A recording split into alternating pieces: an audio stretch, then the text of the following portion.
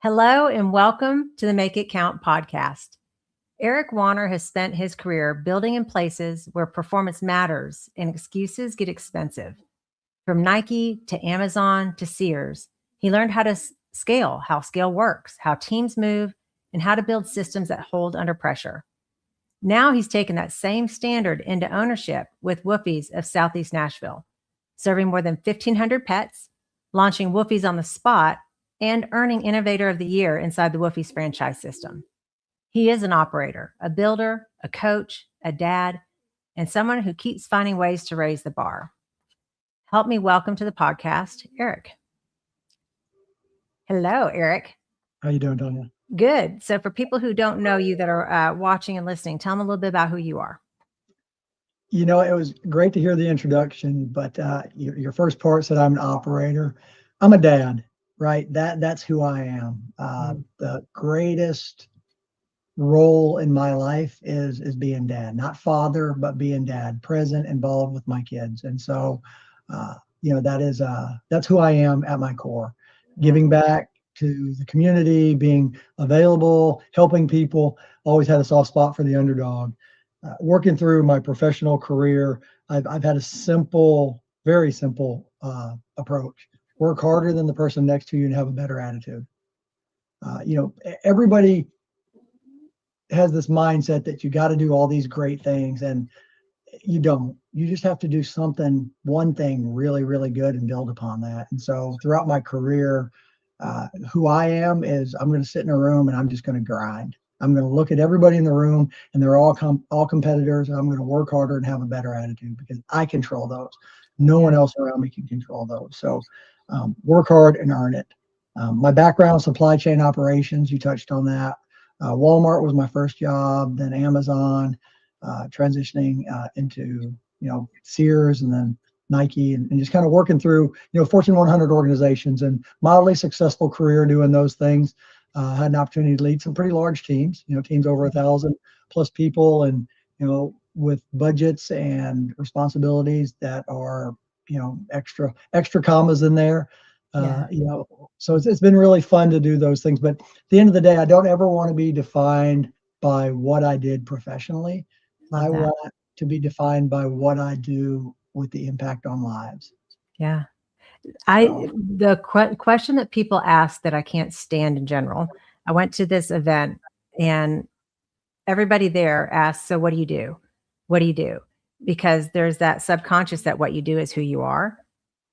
And I left going, how do I answer that? Which is when I finally said, you know what? I build people and portfolios. That's what I do. But who I am is very different from what I do. So I so love that you brought that up. Now, you said dad. So tell us a little bit about what is it like being dad, first and foremost. I wish I could explain that. I really do. It's a feeling, right? I mean, so you're a protector. You provide guidance. Sometimes you just listen. Sometimes you're the example, and I think you're always the example. And at the end of the day, I want to be able to sit back, and I want my kids and their friends and just the folks around them to sit back and say, you know what, I want to be like him. Not because I'm successful, but because I'm present, but because I'm available, and those things in life. That's what it's like. There's that morning hug before they go to school, and they're freshmen, right? So you don't get that anymore. It's not like they crawl up in your lap and daddy, this is my arm, having the twins. It's the random hug, like love you, dad, when they dip out the door. Those are the things that mean the most. And just having that opportunity to be dad, and living in that moment, that's the important thing. At the end of the day, you can always make more money, but you can never make more time. So that asset, that commodity of time, is the most important thing. And you're aging, your kids are aging, so you're never going to get those moments back.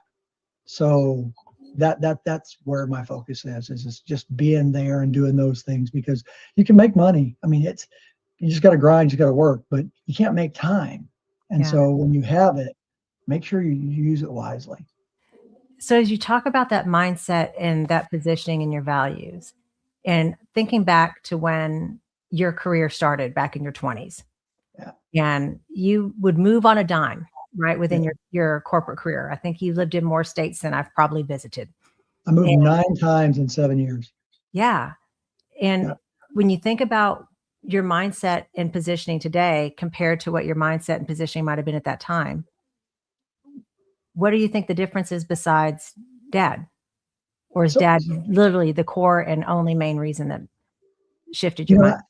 I had a life pivot, right? I mean, so I wanted to be the guy professionally. And so I was chasing titles, I was doing those things. I remember a conversation with one of my leaders, and he said, "Eric, you're a fireball that burns everything in your path." And he goes, "But you get results, but you leave a lot of damage behind." And I that hit pretty hard. And so I started to pivot professionally from that into, okay, how do you build great teams and do things and lead and ask questions, and go through those things. So I've been very fortunate to have some really great mentors along the way, working with organizations. I'm a name drop a gentleman, John Goodman. I was a supervisor at Walmart. I was young. John was my manager. Uh, Probably doesn't remember the conversation, but I do. He made me uh, bring in 2 people every day that did great the day before, and he said, praise them.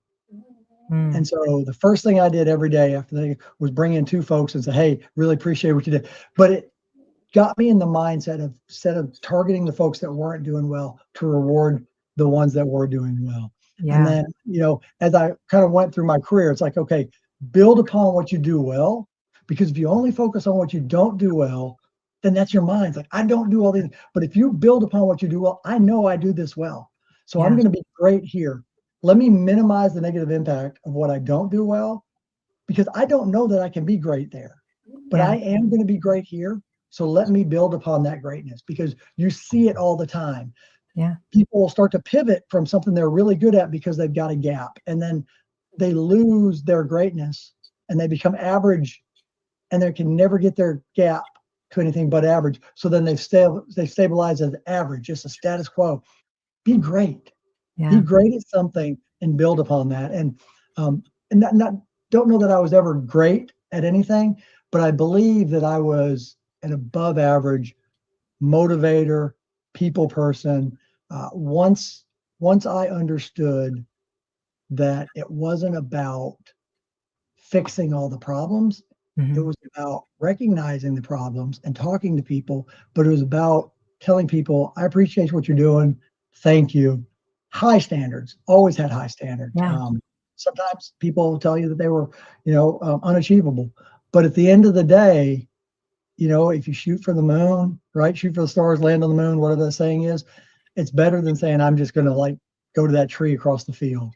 yeah, And so it's always been that. It's just find people that aren't always the same, build teams that have diversity, hold them to high standards, and yeah, tell them thank you and celebrate success. And then when you make a mistake, it's not the mistake, it's how you recover. So yeah. focus on the recovery, and just work that process. So kind of been in a circle on that, but it is the same thing, right? It's just professionally, that's been the push. And as I went through all of my career and started, frontline to mid-level management to running distribution centers and everything else, and then kind of got into a niche of being a startup guy, which is a glutton for punishment, right? I mean, Yeah. I Having a mean, startup, you having a start, yeah, yes, I hear being a you. startup guy is a glutton for punishment. And I always would tell my teams, I don't want to hear all the success in your process tests. Tell me how you recovered from those challenges. Because when you flip the switch and go live, there's going to be problems. How do Yeah, we recover from those problems? And so that's what we focused on. We focused on the recovery and building the team to recover. And if you never need to recover, great, but you always do. if you don't have a need to recover, you're not succeeding because it means you're not making the decisions, Yeah, right?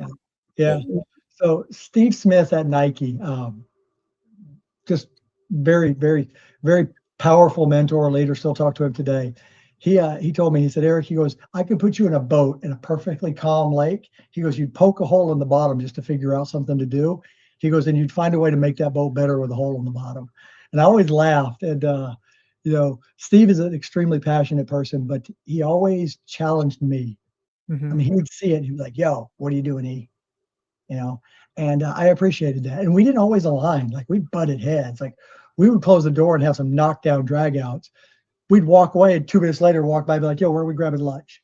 And it was always that way. And I respect that about Steve. And one of the reasons that I hold him high on my pedestal of mentors is because of that. Because we could go to war in his office, and then 5 minutes later we're grabbing a sandwich at Lenny's and we're laughing about something completely random. Yeah. How do you think that all of that has translated into the business that you've started with Whoopies as a franchise? Good gracious. Entrepreneurship is different. So working through corporate America, I got to paint the picture to kind of answer that question. Sure. So corporate America, you build teams, right? So I'm either part of a team, building a team, leading a team. And then so you have verticals. And so as I was building things and doing and going through those, you had folks that you assign them tasks. Then you're in your war room, you're going through the tasks. And then it's asking the right questions, going down the path. As an entrepreneur, you wear every one of those hats. You're the team, you're asking yourself the questions, and you've got to be critical of yourself, but not overly critical. Yeah. And it's just figuring out how to do everything at once, all at the same time, and not being overwhelmed. But as you scale, then you got to let it go.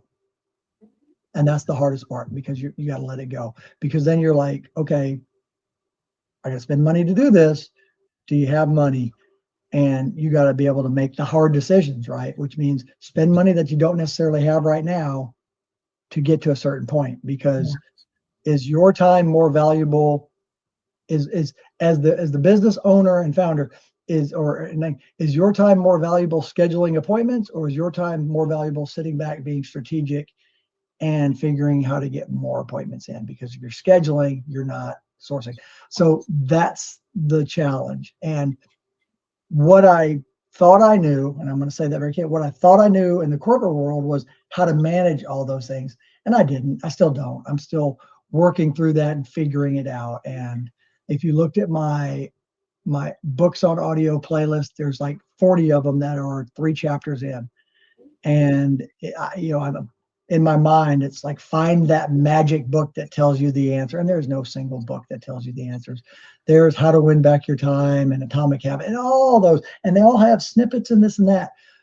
But at the end of the day, it's looking in this screen saying, E, you got to figure it out. Yeah. You got to have the courage to step back, trust your team, and move forward. So corporate America taught me how to lead, how to do those things, but it also gave me a big checkbook. Mm-hmm. Yeah. And as a small business entrepreneur, that big checkbook goes away. Yeah. You're betting on yourself. You have to, right? I mean, if you're going to hedge your bet, who are you going to bet on? You're going to bet on yourself. And so you close your eyes, you say, Our Father thou in heaven, and you ask for, you pray, and you sit back and you rely, and and obviously faith is a private thing, but you don't always like the path, but you got to trust it. Yeah. You got to follow it. And you just got to believe, right? You have to believe in yourself. And, we talked about a little bit before the podcast about being cynical and cynicism. And there is a healthy portion of cynicism, could be more called realism. But at the end of the day, you still got to believe that you can get there, right? Yeah. We're trash cans, not trash cans. And so let's do it, right? Let's believe in ourselves. Because if I don't believe in myself and I don't believe that I can do it, I will never get there. It's a self-fulfilling prophecy. Yeah. Right? Well, sorry, when you were saying that earlier, what comes to mind as a coach is I feel like I constantly coach one particular thing. And that's where people who are stuck in anything, their self-talk, the things that they're saying, which is, I'm not good enough at this. I'm not creative enough. I'm not, like you were talking about, focus on what you do well, not what you're not good at. It's Yep. also what we give our attention to expands. And if rather than saying, I'm not creative, okay, then what are you good at? Well, I'm Yep. really good at strategic, blah, blah, blah. Great. Then that's what you need to be telling yourself. And that's what you need to be leaning into, which aligns exactly with what you were talking about. We get in our own way as humans. Okay.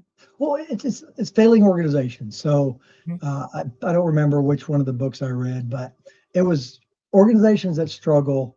The first thing they start to do is they start to cut, right? It's like, I got to cut this. And they cut training and development. Oh, I got Yeah. to save money. So I'm going to save. Well, then if you're not training and developing, you're not getting better. You're not improving. Well, you're kind of undermining what we're doing.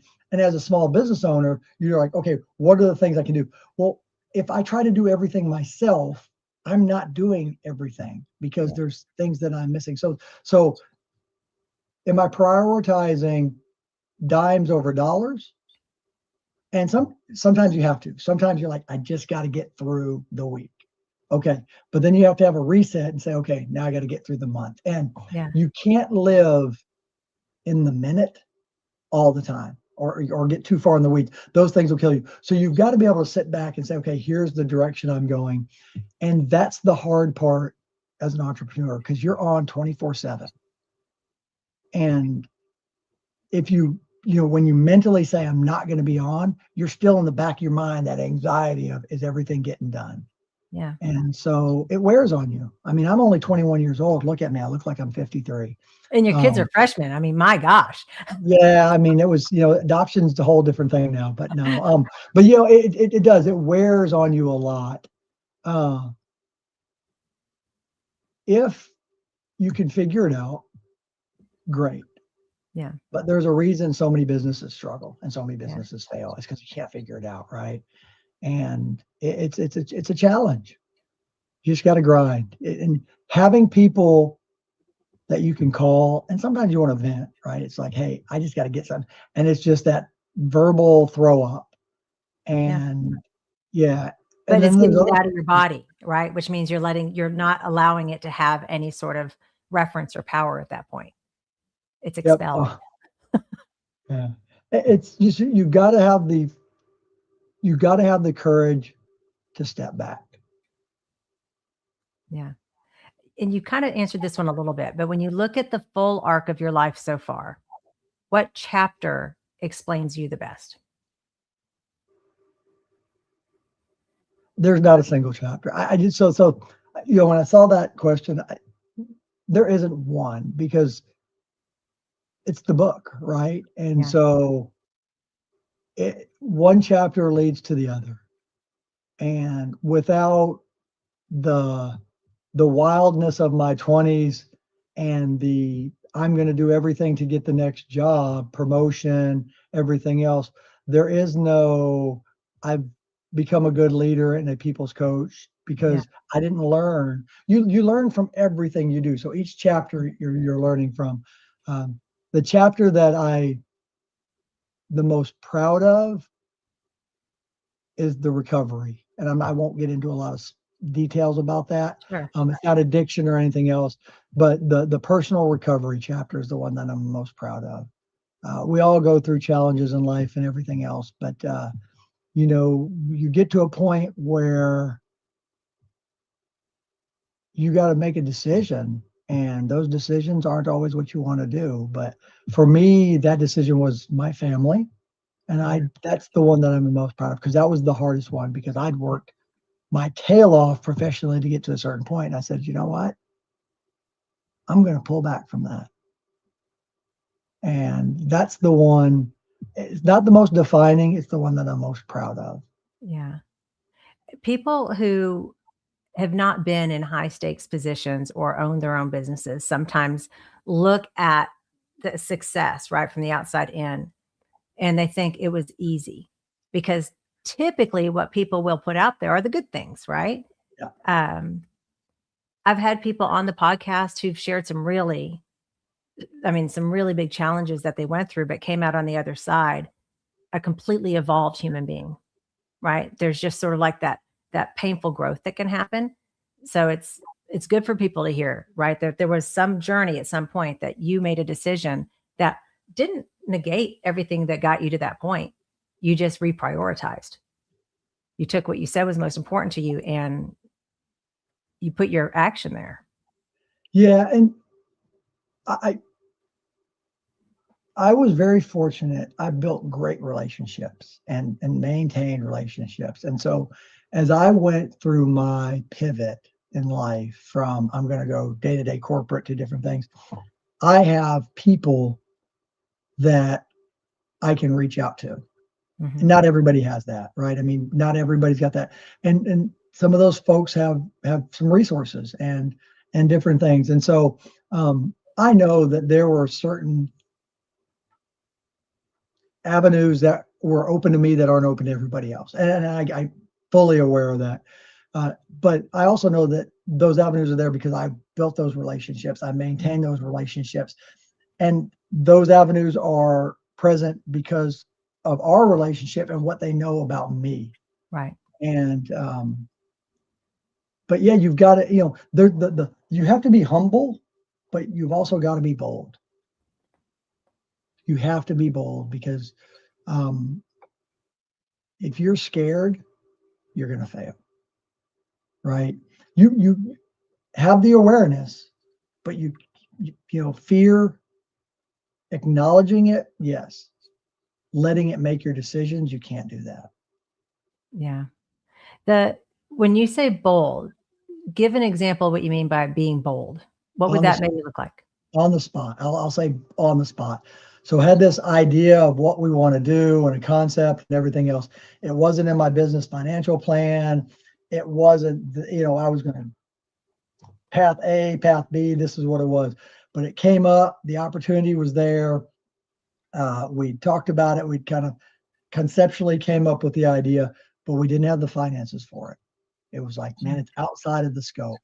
So being bold was finding a way to fund it and do it quickly. And so best decisions, probably not. I'm gonna be honest. There's some like, oh, why did I do that? Because I wanted to do that. But at the end of the day, if I didn't have the courage to make that decision, I would have never done it on the spot. I would have said, man, I just, if I sat back and said, nope, not going to be able to do it because it's not in the plan.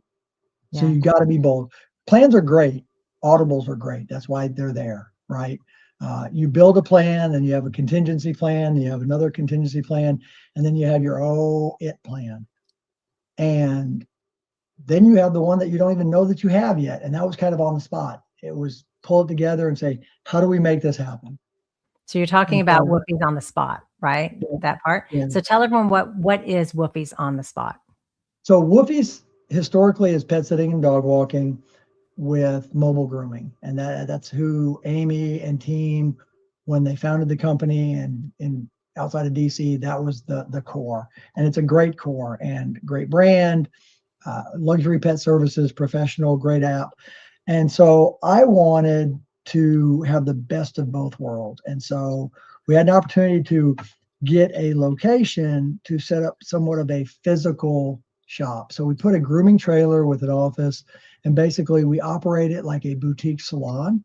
Mhm. And so you have the one-on-one experience of mobile, but it's in a wonderful neighborhood, highly walkable neighborhood that gives the convenience to those folks of a walk-in slash scheduling salon. So we created a posh menu. We pivoted from a little bit of the core of Woofie's and said we Mhm. want to try this, and it's been phenomenal.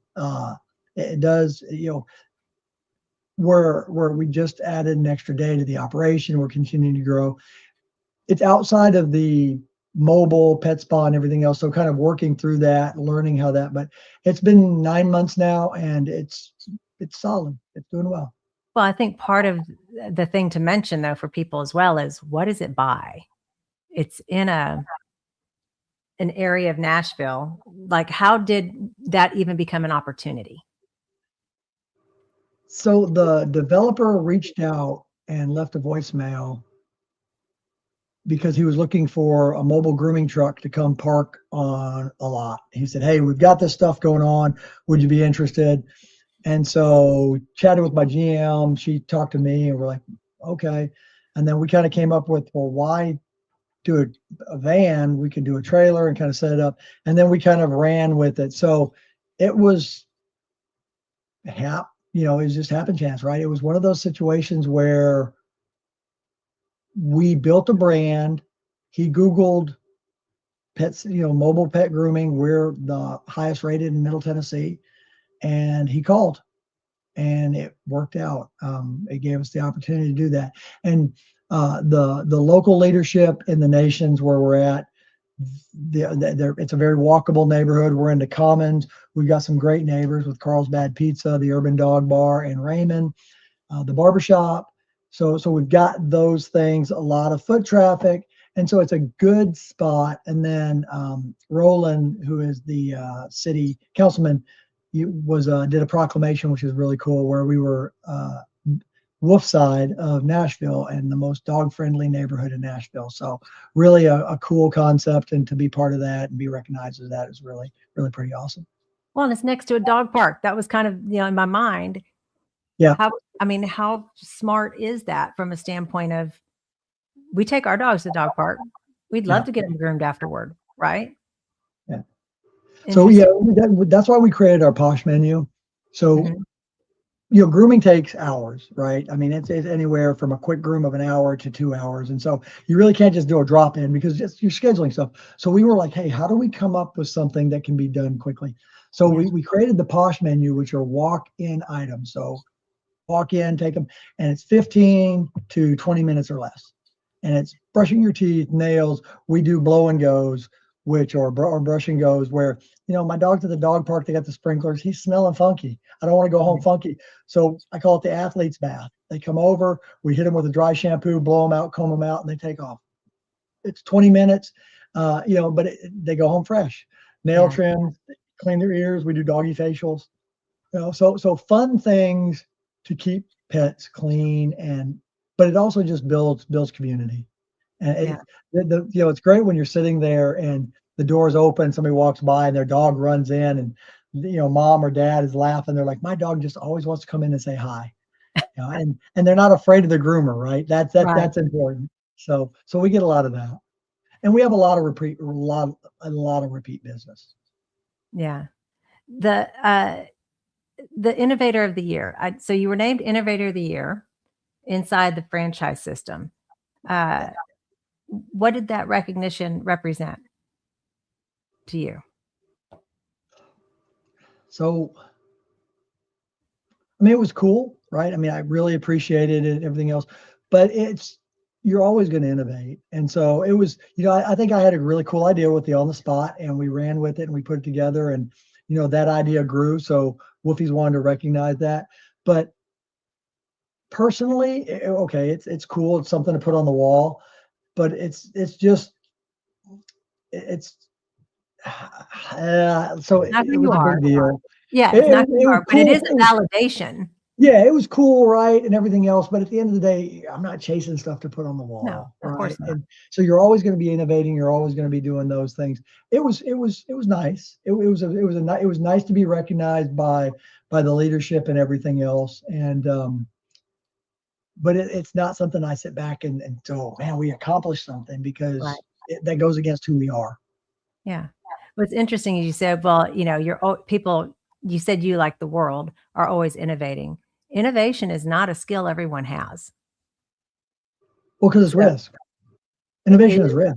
It's also being a bit of a visionary, right? To see the things, like, as you think about your business, what's on the horizon that you may be able to share? Ooh, so going to continue to grow. We're expanding on the spot. We're adding additional capacity there. If anybody in the Nashville market has a great groomer who's looking to grow, send them our way. We're hiring. So that's the big thing that I can go public with. We're just continuing to expand and grow. It's really cool. For a few months now, we've been recognized as with our, through Google, highest rated grooming organization in Middle Tennessee. So that's really, that is validation, and Yeah. a lot of referrals. Organic growth is high. So those are all positive. But the big thing is we're continuing to expand and continuing to grow. And so, are there other things on the horizon? Absolutely. I'm not in a position where I can publicly talk about some of those, Right. but yeah, there's always something in the background. Yeah. Well, I want to go back a little bit prior to Whoopies because there's so many. The whole reason why we do this podcast is to give people proximity to what it looks like to do the things that they might be afraid to go do, and realize that things can be achieved, right? What did Nike put in you that never left? You talked a bit about Steve, which is one Yeah. element. You were with Nike for a bit. So yeah, Nike was great. I You learn a lot, both good and bad, from everywhere you go, Sure. right? And Nike is always innovating. Never Nike was like, hey, let's find a way to do this better. Let's challenge this. Let's fix this. Uh, Nike stretched me. And so I was always a very much box distribution guy, right? Warehouse, do this, do this. You get a phone call like, hey, we're going to send you into manufacturing. We're going to send you to Mexico. Nike really challenged me to take my skills and apply them to things that I didn't think about. I mean, when they put me in planning and inventory and said, hey, we want you to do this. And Steve was like, I want you to operate our planning department like you run the floor. And I was like, oh, okay. And so then we look at how we order drops, and 2 weeks of 30%, 30%, then it dips, and then you have 60% the last week. And so you're no, don't even get 40 hours, then you're working 60 hours. And how do you level set? So we really got in and started to, and analytics were always, numbers were always something I looked at, but we really started to take those analytics and challenge them. And so instead of always having them, looking at the numbers and saying, okay, this is what they tell me, it's like, what should they tell me? How do you change that dynamic? And so working at Nike, the risk, Nike made me more confident taking the risk, because the leadership in Nike put me in positions that were new to me and Yeah. believed in me because of our relationships and what we were going. That I didn't know anything about manufacturing, but they said, hey, we want you to take on this project. And I was like, sure. And so that was kind of fun. Yeah. You talked a little bit about, I'm going to use the word culture, right? As far as the different elements from John Goodman and the way he kind of gave you elements of a way to, build people up and build teams. You Yeah. talked a bit about Steve. If you had to put a common line or common thread between sort of your mentors, what would you say was the biggest, I'm going to use the word gift, the biggest gift to you in your life, your career? The one thing I think all of my mentors, the they've all, we had the ability to be real with each other. Don't tell me what's fluffy. Don't tell me just be real. And while sometimes it's not meant to be personal, it is. Sure. And so that opportunity, that ability to translate those conversations, but then to move on, and listen, John to Steve, completely different human beings. Yeah. And then you throw in David Peacock, who is completely different than those. And so I think that's another thing from a mentoring standpoint, is you don't want all your mentors to be the same, because they need to provide different dynamics. Yeah. But for me, they've all been people I can talk to, Mm-hmm. listen, and fight with.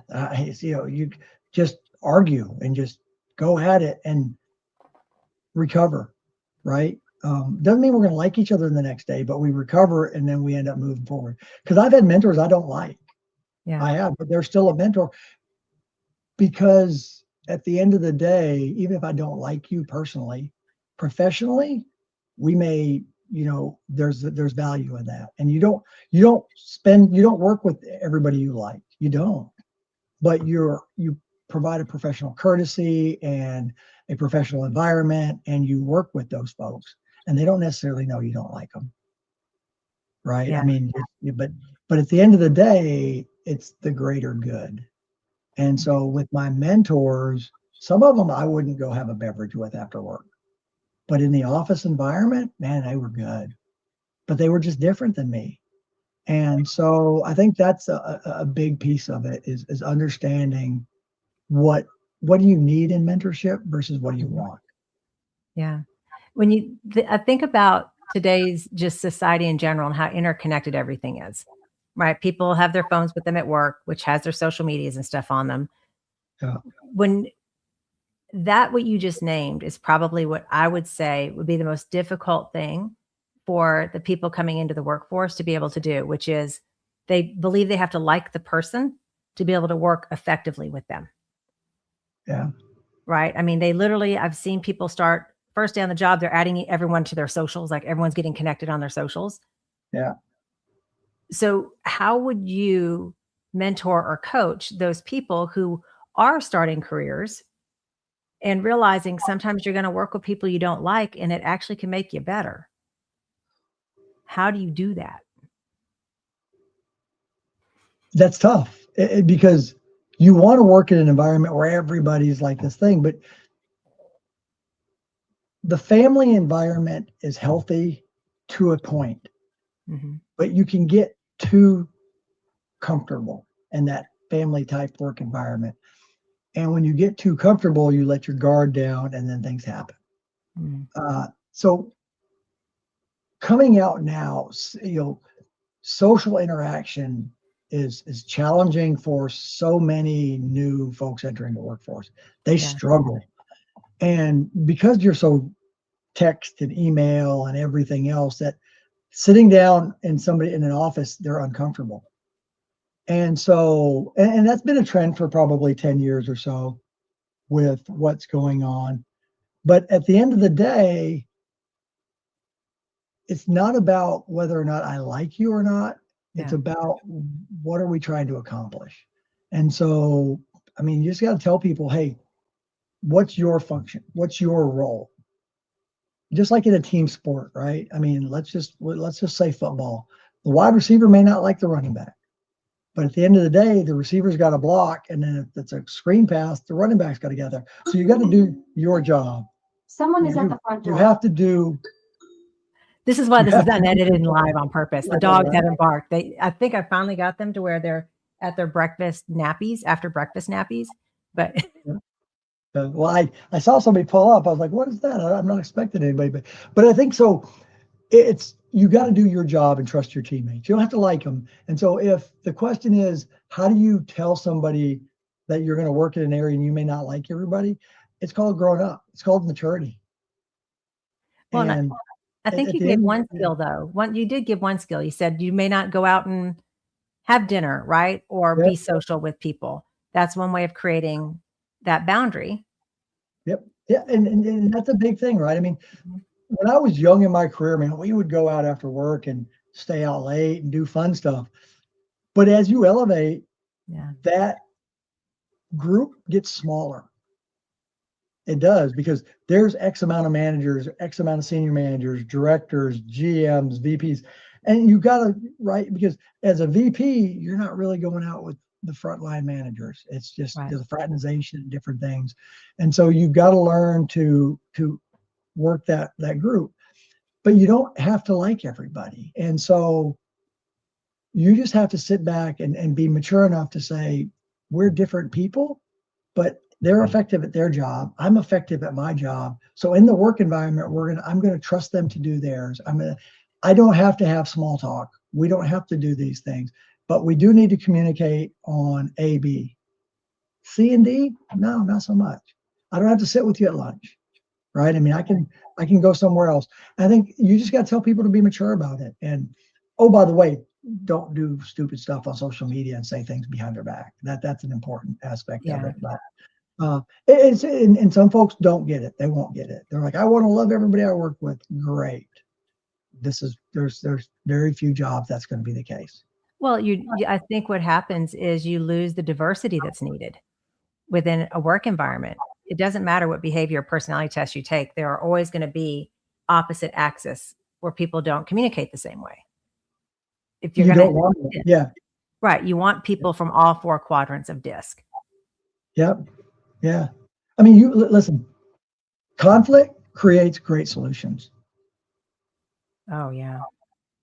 It does, because you're challenging each other, right? And you're like, well, why won't that work? And you get in there, you go through, but at the end of the day, man, you've got something you're like, wow, and you vetted it, right? Because you're passionate. And if I want to go down door 3 and he wants to go down door 4 and we're like going at it, we're going to find a way. Maybe we make door 5. Yeah. And so, yeah, conflict creates great solutions. It really does. You just have to be strong enough to accept it. And not all conflict is bad. Yeah, conflict's just two people not on the same page. I think that's where it gets blown up. People hear conflict and they think it means yelling and screaming. Yep. When Yeah. all it is your opinion and my opinion aren't aligned on this topic. And we have to align somehow, which means we're going to have a conversation. We're going to try to work through this. That's conflict. Yeah. And too much alignment, you fail. Yeah. You do, because you don't start to look at different things. You're just very much vanilla. Well, it goes back to you talking about having different mentors. You need to have different mentors for different stages of your life who also are very different to make you well-rounded, right? Yeah. And I will say, so one thing that is very consistent with all my mentors is they were all passionate.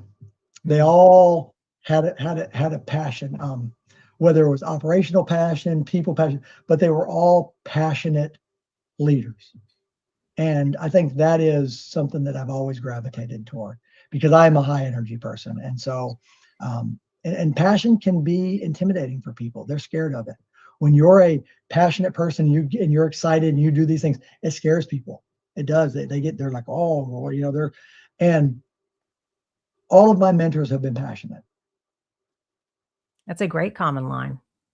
How do Yeah. you think you take that forward into not just your business, you also coach your kids' sports, I do. right? So how did those things connect? So I'm very passionate about being fundamentally strong. And I tell my team, I have the same rules for my teams at the beginning of the year about we're going to be great teammates. You run your mouth, you're going to run your legs. I don't allow them to do a little bickering and stuff like that. Just don't do that. And I say that, run your mouth, run your legs. Have fun. And winning is fun. We don't play like, yeah, I want losing to hurt. Like, I want them to feel the loss. Don't have integrity, be great sports, but don't be a good loser, because you have to have repetition to lose. So it's just like anything, you practice things. So a good loser has practiced losing. Be a bad loser, but be a great sport. Have high integrity, shake it, but losing wise, let it hurt. Don't be complacent and be like, oh, it's just a lot. No. Because if you get that mindset, it's going to carry with you. So when I coach them that winning is fun, and then we want to win. Have we always won every game? No. Like, we're in the middle of a challenging season right now, and coaching, you got to learn the dynamic of your team and everything else, and try different things and try different tactics. And it's in ways, youth sports is harder than leading professional teams. But the rewards to me are so much better. I mean, I like the professional stuff, but when you're at dinner at a restaurant and a young lady and her family that you coached 3 years ago comes running across the restaurant to give you a big hug, be like, "Hey, coach," and they tell you about the success that they've had after. Yeah. That's the best part, right? Literally Saturday, stayed after and watched a game, and one of the young ladies that I'd coached literally last year, she was on a different team, and she was serving. She turned around, she was like, "Love you, coach," and then she hit the ball, and the two folks next to me started laughing. But those are the things that you're just like, okay, and I'm hard. I coach hard, and I hold them accountable, and I don't baby them. I don't coddle them. You make a mistake, I'm going to hold you accountable. I'm going to call you out for your mistake, and I'll do it in front of the whole team, because in sports like that, in a team sport, you can use that for everybody. Yeah. So we'll just say, I'll make up a name. Laura made a mistake, but you want to correct that mistake for Laura. And it's not the mistake that gets you frustrated, it's the recovery. And that's why I told them, we're going to make mistakes. How do we recover? Don't worry about the last play, think of the next play. And so we do those things. And if you make a mistake, let's fix the mistake. But everybody can hear it because everybody can learn from it. Observational learning, right? Yeah. Now, saying that losing, that is, my mind is still reeling on, you want losing to hurt, which is so counterintuitive to the generation that came up before the ones you're coaching, that what the culture was, everyone gets a trophy. Yeah. Right. Oh, it's still now. There's still a lot of everybody wants to be everybody deserves something. Ah, crap, they don't. Well, and how do the parents receive that? Because it is counterintuitive potentially to what I get a lot of requests to be on my team. And I have a lot of offline messages about, "Hey, coach, can you ask for my daughter?" Or, "Hey, coach, can you do this?" It's not meant to, you're not mean. You're not mean Right. when you hold Tough them but fair. accountable, but you're consistent. And so I always say you're not intentionally mean. Sometimes it does hurt their feelings. So, but I think at the end of the day, it's just they want to get better. Yeah. Now, you talked about the girl. So you coach the volleyball. What other sport do you coach? Right now it's just volleyball, but I will. Sorry, my battery is off on my laptop. Give me 1 second. Oh, that looks great. Which, while you're adjusting that, Jason Arden has commented from waving. Jason, my dude. We've known each other since Something happened to your sound. Your sound's crackled. Can you hear me now? That better. Mm-mm. Is that better? No, That should be better.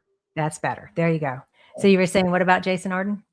Yeah, so we've known each other since the old school days out in before Long Lake. So 5th grade. Mm-hmm. It's my dude. And now you live in the Nashville area, which is kind of a major city area. We're the hot spot. Well, we are the it city. Come on.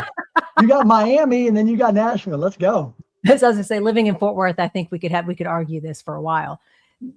What you grew up in a really small town, I did. right? What do you think? Which typically, I remember I read some article at one point that somewhere around 80 or 85% of people live within 10 miles of where they grew up. Like that's just by nature how we tend to migrate. Yeah. What do you think growing up in a small town of 18,000, actually it was 18,042 people. See how I even know the number? Town of 18,042 people. What do you think that did for you now that you take with you forward? I don't. Man, it was small town, right? I think I think it was more generational kind of setup than small town setup. I mean, I was feral as a kid. I was feral. I laugh now because there were days that I wouldn't see mom and dad for, for days. Sometimes if I didn't need lunch money, I probably wouldn't even say hello. I was just a feral kid. So growing up in a small town, everybody knew everybody, right? It didn't matter if you were in one school or the other school. You knew you went to your parties and you did different things. You just knew everybody.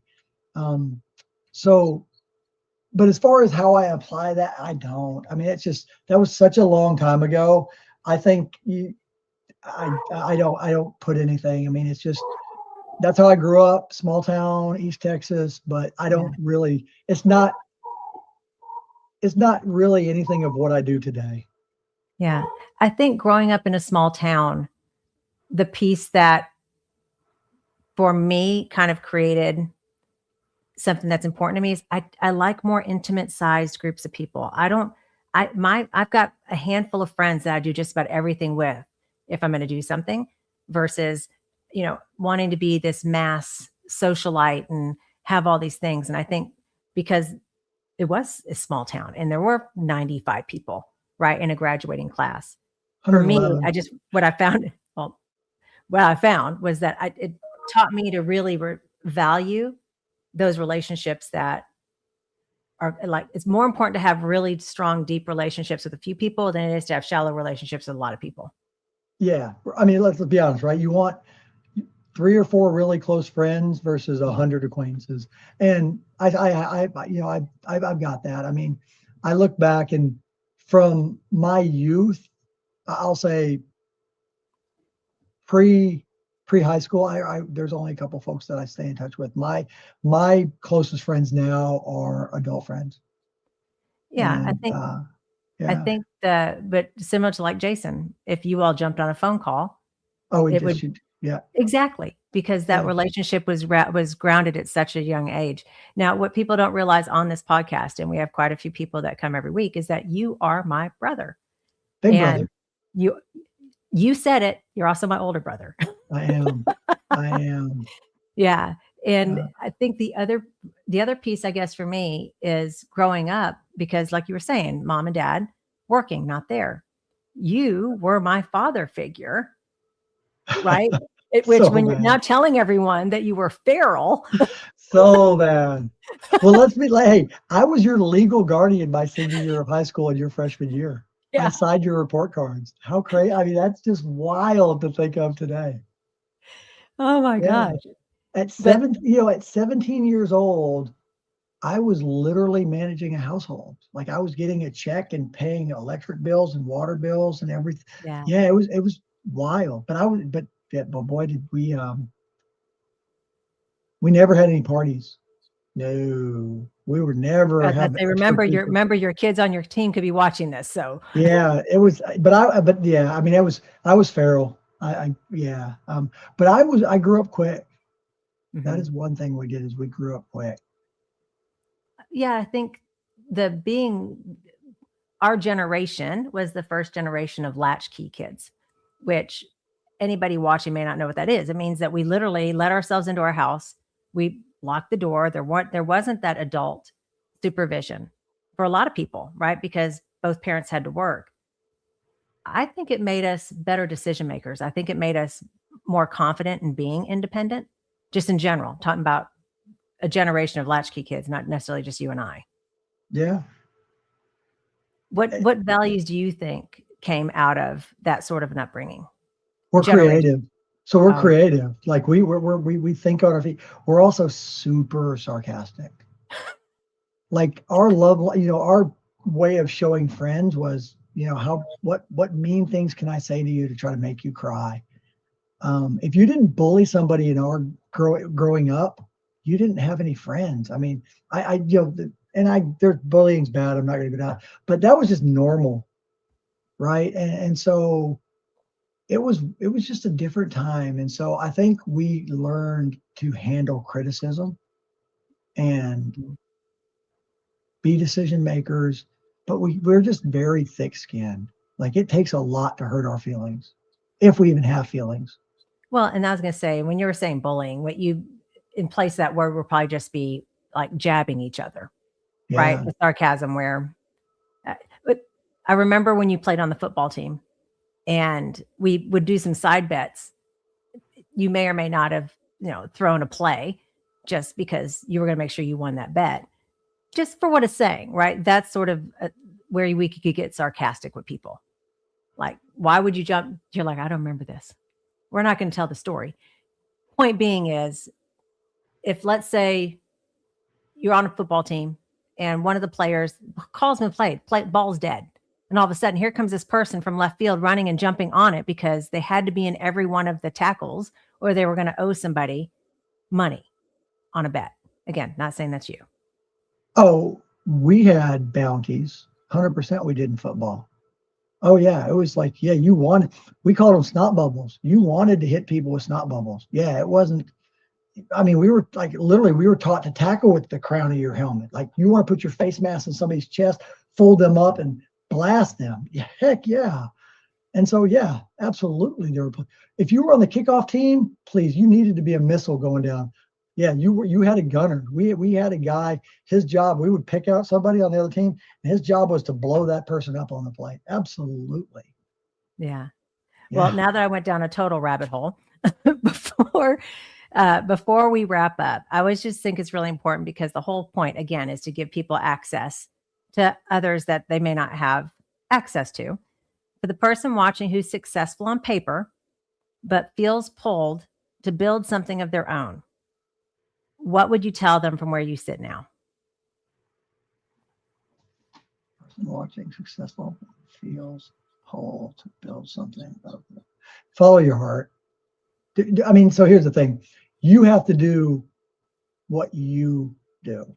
Don't chase somebody else. Don't do it because somebody else is telling you to do it. You got to do what you do. You don't, if you're successful, what is your definition of success? What does that mean to you? And have your personal definition. Don't chase somebody else's definition. You've got to define that for yourself. And then that's your decision. That's your compass. Your compass is, what do you need, right? When you close your eyes and you ask God, what direction do I want to go in? That's your compass. So what would I tell them from where I sit now is do what you feel you need to do. Take time, be patient. Gosh, be patient. But once you make your decision, don't be patient anymore. Don't allow trying to be perfect prevent you from making progress. But when you're making a decision, whether I want to chase an entrepreneurial thing or stay in the corporate world, vet that, and then make sure that you understand that it's going to be challenging, and commit. Right? It's like when I'm looking for another job, and you're like, I'm thinking about doing this. In your mind, you're done. Like, you're looking to leave your job. Once you start applying at other places, you've given up on the job you have because mentally you said, I'm moving on. And so, kind of the same thing. Just make a solid decision, vet it, and then follow your heart. Well, you went with success. You said first you need to define what does success look like to you, right? 100%. As far as advice. And that is different for everyone, right?